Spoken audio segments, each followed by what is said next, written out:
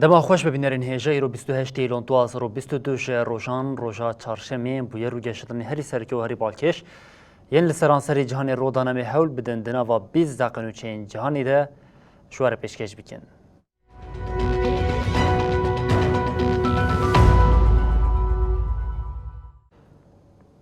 سرهلدانا گلی ایرانی و روشلاتی کردستان جبو جینا امینی دای دست بکرن دوام دکه هزین رژیم ایرانی ین به گفان نکارن قادم والا بکن و جاره راست به چکان ایریش خوابشان دیران دکن دیمین لسر تورین جواکیتین پاروکرین جی راستیا ایریشکاریا رژیم ایرانی یا لدیجی داخواز آزادی نشان ده هر وها خوابشان دیرین جن ین تینه بنچافکرین جی عالی هزین رژیمی و تینه تاجیزکرین و گفا تجاویز لوانتی خوارن.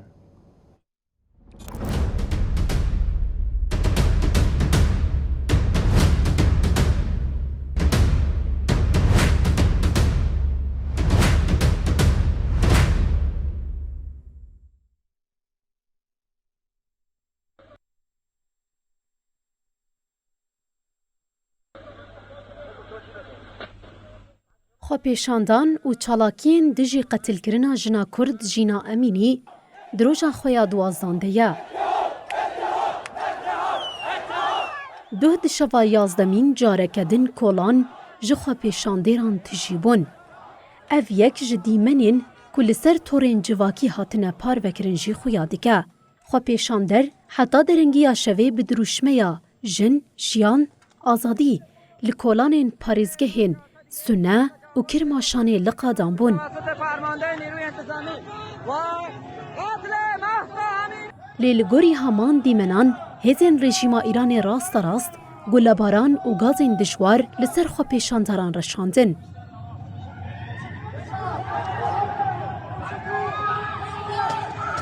هر وحال جهن جدا یم پایتخت تهرانیشی با آوایی کی برفره خو پیشاندان و نرازی بون دوام بون. به همان آوایی لکولان تهرانیشی هزین رژیم ایران راست گلل خو پیشانداران باراندن. هزین رژیم لهرما اکباتانی لسر مالین کوته دا ولاتیان دروشمین لدش رژیم ایران برزدکرن گل باراندن. همان نرازی بون و خو پیشاندان لکولانین مشهد، کرج و هنک باجارندن این پارزگاه فارسی فیروزاوا و زرین دشت دوام بون.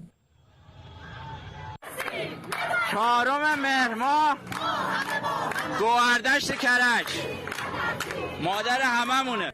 دیمنین کوجدو شو هاتی پار وکرنده تیدیتن کل باجاری چابهاری یا پارزگاه سستان و بلوچستانی خو پیشانداران هنک سازی و دزگهن حکومت ایرانی دشوتینن. با فشنگ پلاستیکی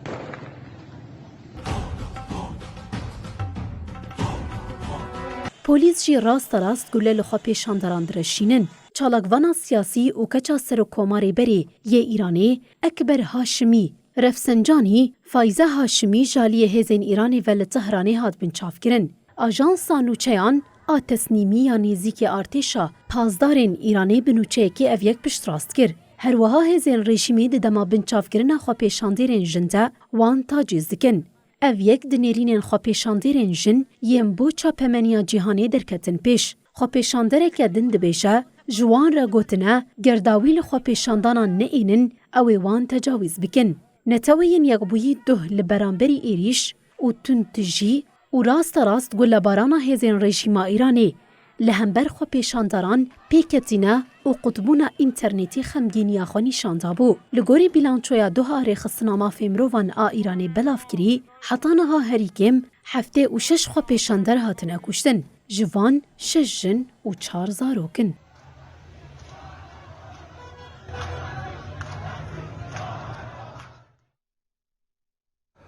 جبو پشتوانیا خو پیشاندانین ل ایران او هر وها جینا امینی ل ولاتین جدایین جهانی جی خو پیشاندانین جه رنگ پکتین توی داخلانی او برتکین ل دج زختین رژیم ایرانی ل مکزیک او اسپانیا چالاکی پکاتن د چالاکین لوان هر دو ولاتان ده جنان پورخوا قساندن او پشتوانیا سرهلدانا جبو جینا کرن. جنا کرد به ساغی و شهادت آخواه جبو جنان دبه سمبولا تیکوشینه. ناوê jina Kurd careke din li seranserî cîhanê tê bihîstin. Berxwedanî û têkoşîna wan hêviya jinan xurt dike. Geziyên jîna Emînî ya ku rejîma Îranê dida tirsandin niha li 4 aliyên cîhanê bi peyam û berxwedaniyê tê silav kirin. Ev der aliyê herî dûr yê Rojavayê cîhanê ye. Ev der paytexta Meksîka, Meksîko City ye. Jinên li vir yên bi berxwedana jina Kurd bandor bûne çalakiyek pêk anîn.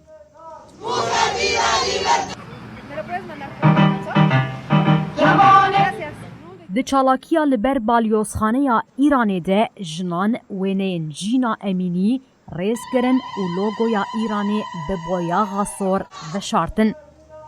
Porqusandina ku di çalakiyên piştevaniya bojîna de weke sembolekê lêhatî li vir jî dubare bû.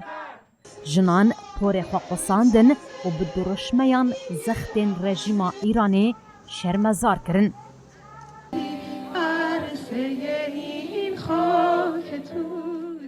Ev der jî bajarê Barcelona yê İspanyayê ye. Li vir jî wêneyê jîna li hewayê ye.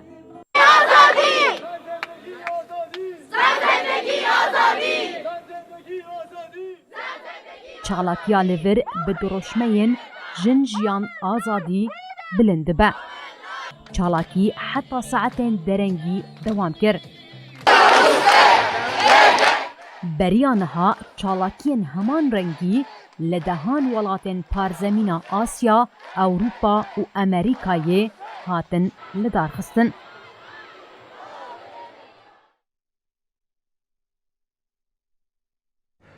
Piştî bi mehan civîna parlamentoya Iraqê bi tevlîbûna 203 parlamenteran dest pê kir di rûniştina yekemîn de îstîfaya serokê parlamentoya Iraqê nehate pejirandin. Parlamentoya Iraqê îro piştî du mehan bi tevlîbûna 203 parlamenteran civiya li gorî bernameya civîna parlamentoyê wê îstîfaya serokê parlamentoyê bahatiba dengdanê o ya duyemîn jî cîgireke nû ji bo serokê parlamentoya hatiban hilbijartin.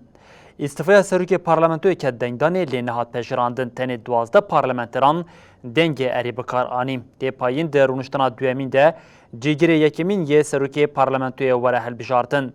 Ji ber ku cîgirê yekemîn yê berê ji tevgera Sadir bû, lê ji ber hemû parlamenterên Sadir îstîfa kirine niha cihê wî valamaye. Beriya civînê hêzeke zêde ya ewlekariyê li herêmê hatibû bicihkirin. Lê tevî vê yekê jî li paytext Bexda xwepêşandanek pêk hat.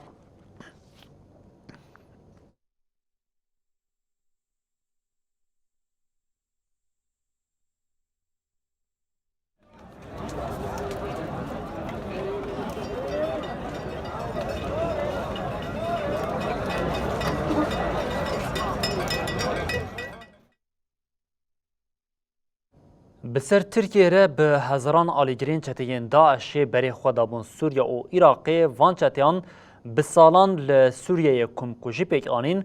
Hêzên Sûriya Demokratîk Qesedê di meha Aderê de jineka çeteyên Daişê radestî Almanyayê kiribû.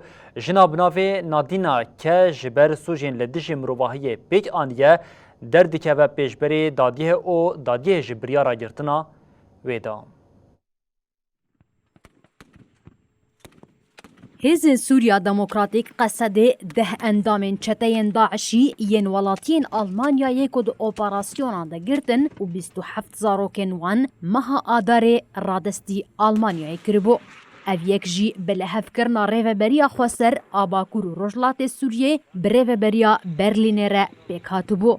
Çar endamên çete ku sîwiyekê Aderê gihaştin Almanyayê li balafirgeha Frankfurtê hatin binçav kirin.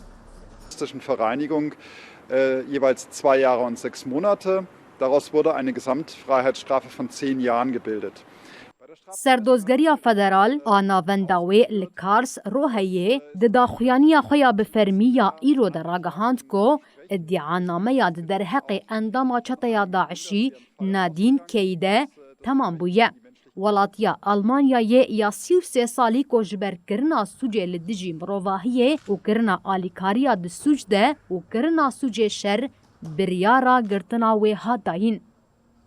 تê payîn ku çend roj bi şûn de li dadgeha bilind a eyaleta Koblenzê dest bi darizandina wê were kirin.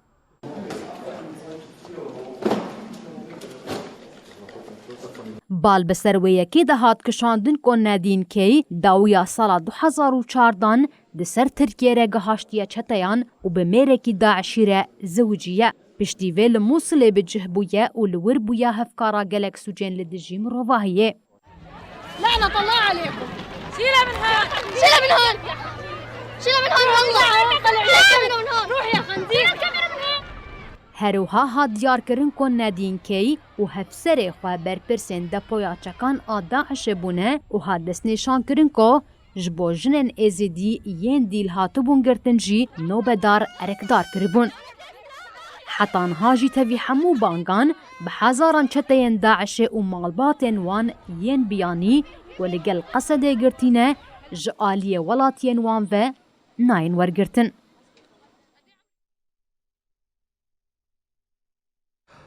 Tevî bertekû nerazîbûnên welatên Rojavayê referanduma Rusya li herêmên Rojhilatê Ukraynayê bêk aniyê bi encam bû. Di encama referanduma li herêma Zaporojya, Xerson, Donetsk û Luhanskê de dengê erê bi ser ket lê ji welatên Rojavayê jî dengê na bilind bû. 23 Eylûlê Rusya li herêma Zaporojya, Xerson, Donetsk û Luhansk a dikeve Rojhilatê Ukrayna referandum pêkanî. Referanduma got ji bo ev herêm bi Federasyona Rusyayê re bêgirêdan 5 rojan dewam kir. Rayedarên Rusyayê roja duşemê beriya got referandum encam bibe, ragihandin got dengê erê bi ser ketiye.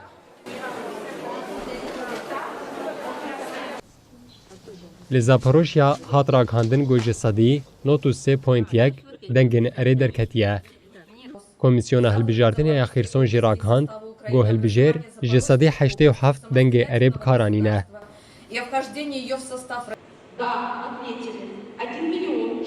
Komara gel a Donetskê diyar kir got ji sedî 99.23 dengê erê derketine.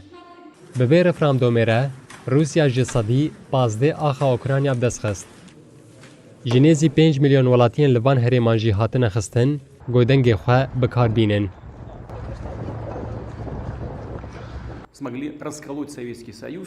Serokê Rusyayê Vladimir Putin anî ziman got armanca wan rizgarkirina gel ji qirkirina rêveberiya Kiyevê ye.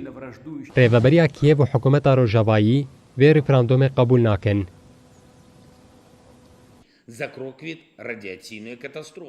Serokê Dewleta Ukraynayê Volodymyr Zelenskî diyar kir got wê li herêmên ji aliyê Moskowê ve hatine dagirkirin, di aliyê parastina gel de tev bigerin.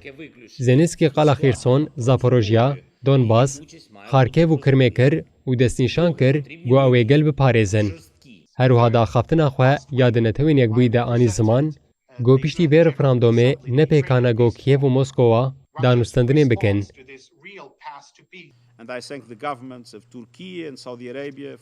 Sekreterê Giştiyê Netewên Yekbûyî daxaftina xwe ya li Konseya Ewlehiyê de diyar kir got ew piştgiriyê didin hevgirtina axa Ukraynayê.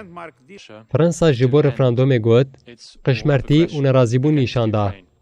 Wezîrê Karê Derve yê Amerîkayê Antonio Blinken jî ragihand got wê welatê Rojava tu carî vê referandumê nas neke.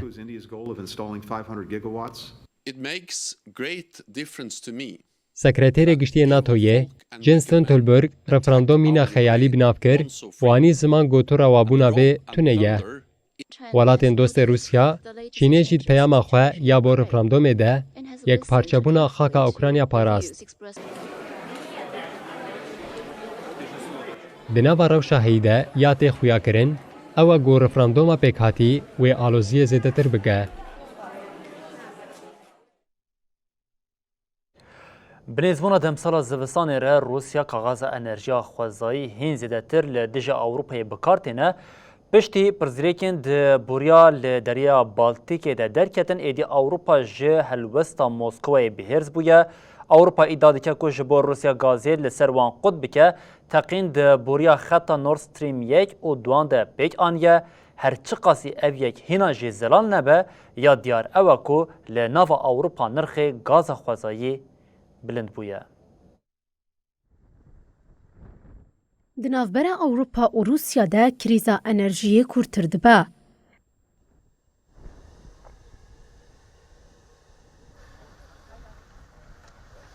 Di ber boriya Nord Stream 1 û 2 re gazê derdikeve. Lêberiya ev yek pêk were ji aliyê Enstîtuya Lêkolînên Erdhejê yên Swêdê ve du teqînên dibin avê de pêk hatî hatin tomarkirin. Teqîna yekem li başûrê rojhilatê Greva Bornholm a Denîmarkayê pêk hat û bû sedema erdhejeke bi pilleya yek bêhnok ne. Teqîna duyemîn êvara duşemê saet 19 û 4 deqan li bakurê rojhilatê Gravê pêk hat û di encamê de erdhejek di du bêhnok sê pille bi xwe re anî.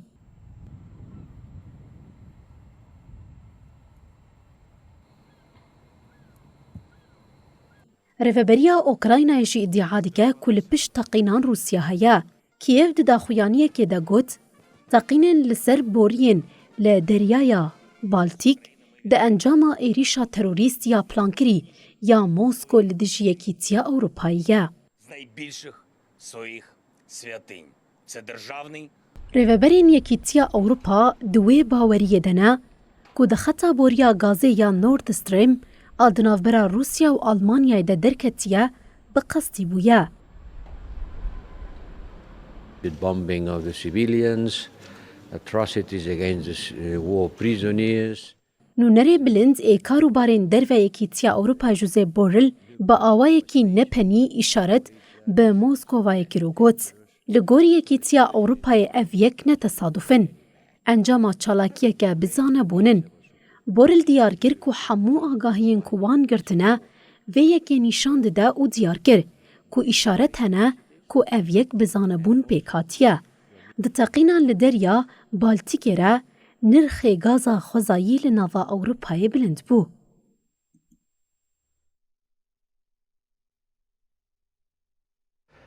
دوێ جوتمehên li Brazîlya wê hilbijartin pêk werin gelên xwecihî li Brazîlya ku jîngehên wan di bin xeteriyê de ne eleqeya xwe ya ji bo siyasetê zêde kirine ji ber vê yekê cara destpêkê ji 45 komên xwecihî bi tevahî 108 berendamên parlamentoyê wê bikevin hilbijartinê. Siyaseta Serokkomarê Rastgir ê tundrew ê Brazilyayê Jair Bolsonaro ya bêdarkirina Amazonan ew qad ji rantê vekir. Vê yekê jî xelkê Amazonê hîn zêdetir kişan nava siyasetê. Despertar, né? Estamos fortalecendo nossas bases, fortalecendo a nossa luta. Li hemberî polîtîkayên dijminatiyê yê Bolsonaro yên li dijî wan di dîroka Brazilyayê de hejmara çalakvanên gelên xwecihî yên got dikeve nava siyasetê ji her demê zêdetir bûye. Di hilbijartinên giştî yên got ew ê di duê cotmeha 2022 de li Brazilyayê bêne kirin de hat rakandin got bi giştî 108 kes ji gelên xwecihî bûne berdêlên parlamentoyê. Li gorî nûçeyên di çapemeniya Brazilyayê de cih digirtin, ev namzed ji 45 komên cuda yên gelên xwecihî yên li 24 eyaletên welat dijîn. Ev yek li gorî hilbijartinên 2014 ji sedî 116 zêde bûye. Çavdêra nirxandina ji bo têkoşîna li dijî Bolsonaro, gelên xwecihî careserî diketina siyasetê de dîtine. Bolsonaro piştî hilbijartinên dawiya 2018 de hatin kirin de hat ser destladariyê. Yek ji kirînên wî ew bû got qadên jiyanê yên gelên xwecihî xera kir û ji rentê re vekir.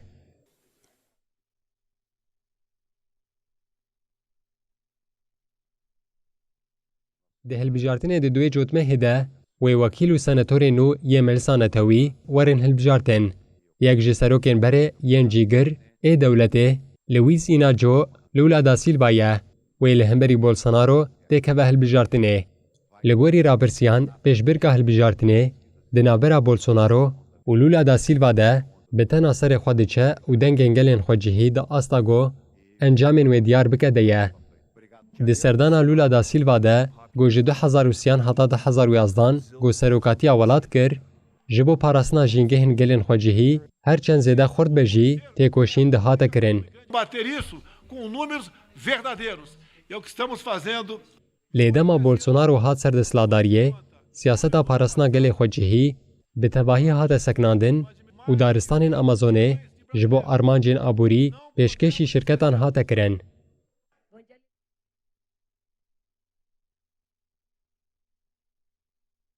Berê bînerên hêjan û çên me bi dawî bûn her şad û bextewar bin.